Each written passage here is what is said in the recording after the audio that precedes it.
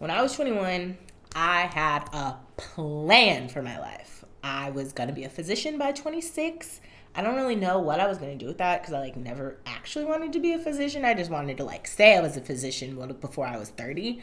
I was going to BC MCAT. I was going to have no student loans. I was going to be married, maybe have a kid. I had so many plans for how the early 20s of my life was going to go, and then they happened. So I did get into medical school, had a scholarship to go to medical school, beasted the MCAT first time out. So yes, some things on my plan went according to plan. And I got to medical school and I was like, I don't know if I thought this plan all the way through. I thought out getting here. I didn't really think out past being 26. What is this going to look like when I'm 40? I legitimately had never thought about being 40. When I was 21, I thought about being 23, but I'd never thought to 40. So, I really didn't anticipate what a life as a physician for a long period was going to be. I knew I wanted to, study forever, and I always wanted to learn, the lifelong learner thing. Absolutely love that aspect of medicine. But in terms of, becoming a physician and living day to day as a physician, I never really thought about it. Didn't even really think about which type of physician could I want to do. Never thought about any of that kind of stuff. I just knew I was really smart and I wanted to be in charge, and I was very, very, very interested in how the human body worked and why people were dying when they didn't need to die because they just weren't educated on why they were dying. So no medical school was going to tell me no. I knew I was going to be going to medical school. I was amazing. So there's that. Got to med school, life happened, and my plan went left. Life happened in terms of I had to grow up. I was absolutely not prepared for how much of a sacrifice medicine is, especially when I was 22.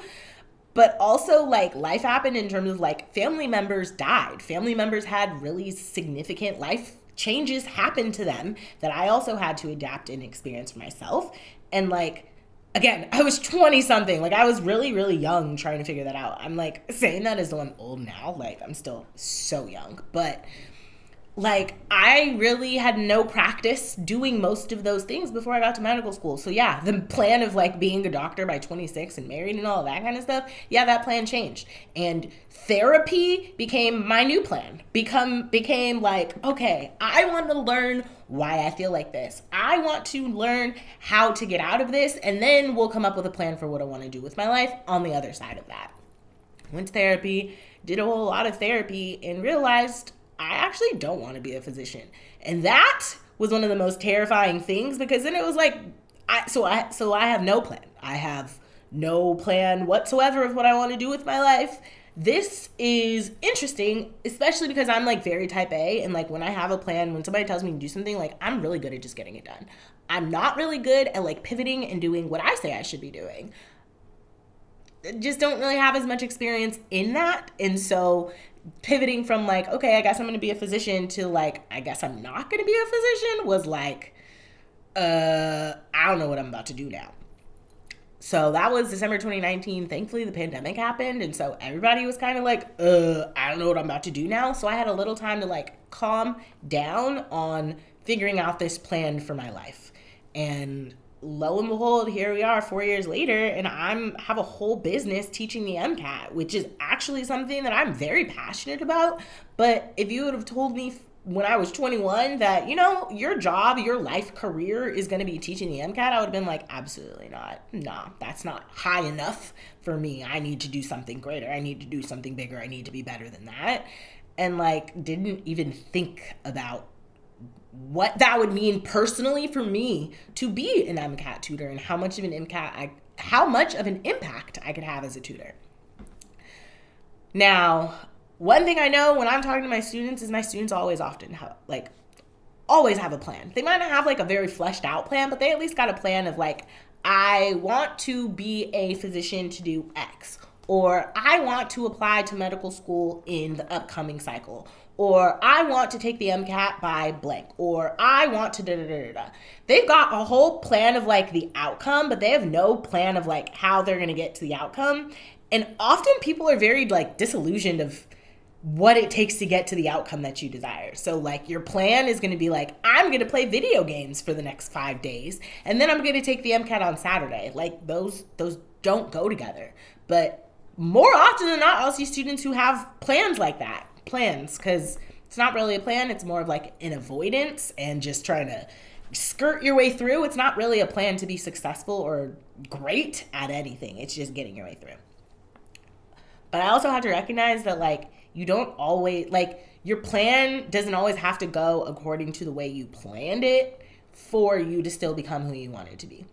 And like the Bible verse, for I know the plans I have for you, plans to prosper you, not to harm you, to give you a future and a hope. Like, God legit has a plan for my life too. And God's often looking at me like, bro, just follow the plan. Just follow the plan and you'll be fine. And I'm like, yeah, but about that plan though, I don't like that plan. And so I'll do whatever I want to do. And also, God will have a plan, and then life will happen that's outside of my control. And I'm just like, I did what I could. And God's like, no, like that's not an issue. We've planned for that to be adopted. But what we have not planned for is you to not get it together when these things happen. So you can have a moment, get it like calm, like be sad, be upset, be frustrated that the world is not 100% what I want it to be either. But eventually you got to get it together and like get back up. And the higher your goal is, the higher the like outcome you want to be, the harder it is to get back up when life knocks you off of your plan. And I think so often, especially in like religion and stuff, we hear about, I know the plans I have for you, plans to prosper you, not to harm you. Like, God doesn't want us to suffer, da, da, da, da. And it's like, I don't think God intentionally wants us to suffer, but I think that a lot of the person that we're supposed to become, that like God genuinely has a plan for us to become, is not something most of us will attain because we don't do the work to like stick to that plan. And we also don't do the work to pivot when that plan pivots. And that's really what it means for me to have grace for myself. And that's really when I have to go back to like God's grace for me.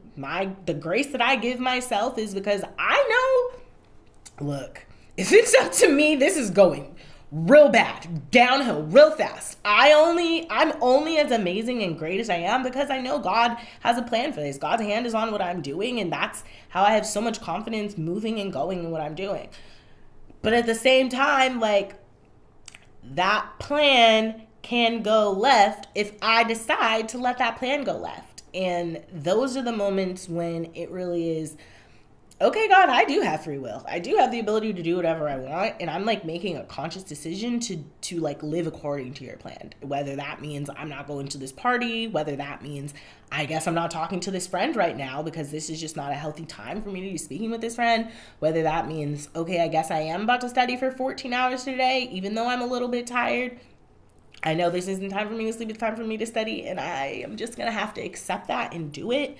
Like, taking the steps that we know we need to take to get to the goals and the outcomes that we want is really where, like, you have to have grace for yourself. Sometimes you are absolutely going to wake up and be like, yo, I did that. Like, I really got it together. But then some days you're really going to wake up and be like, I don't have it at all. I don't have it at all.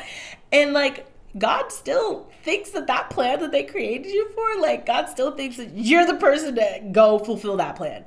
Knowing some days you are not about to have it. But we will count ourselves out way faster than anybody else will because we'll be like, yeah, well, I don't have it today.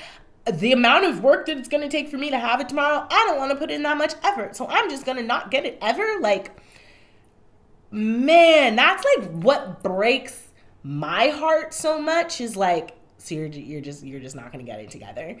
And if it breaks my heart, I know that really breaks God's heart of like, bro, I really have a plan for you. Like, I know it's not going to go 100%. I know it's not going to go 100%. Are you trying though? Like, bro, are you trying? And I'll have students who I'll be working with and they will avoid me for months.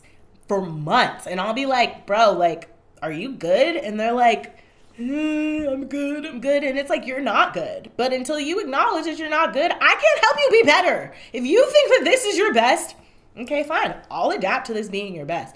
But if you can acknowledge, like, this is not where I want to be, this is just where I am in this period of time, and I'm going to work and do everything that I can to be out of this person by this time next year, next week, next month, tomorrow, whatever the time period is for you, you have to put that for yourself. That's not going to come from somebody else. So I encourage you, as you go through this week studying, figure out what it means for you to have a plan for yourself, for you to build grace for yourself to still accomplish that plan, but also to hold yourself accountable when you're not doing the things that you know you need to be doing to get to the plan that you've decided is your plan. And also, if your plan changes, that's okay. The problem is when you don't think about making a new plan and you just let life happening to you. You just start letting life happen to you. It's like one time, like, so I tried to surf. It's not really tried. I'm like pretty good at it actually.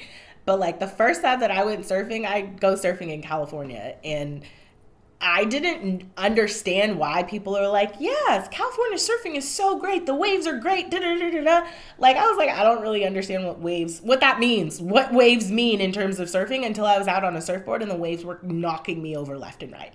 And I was like, okay, I'm consistently inhaling water right now. And at a certain point, it's not even going to be beneficial for me to keep trying. Like, I'm going to be sick tomorrow if I don't switch up what I'm doing.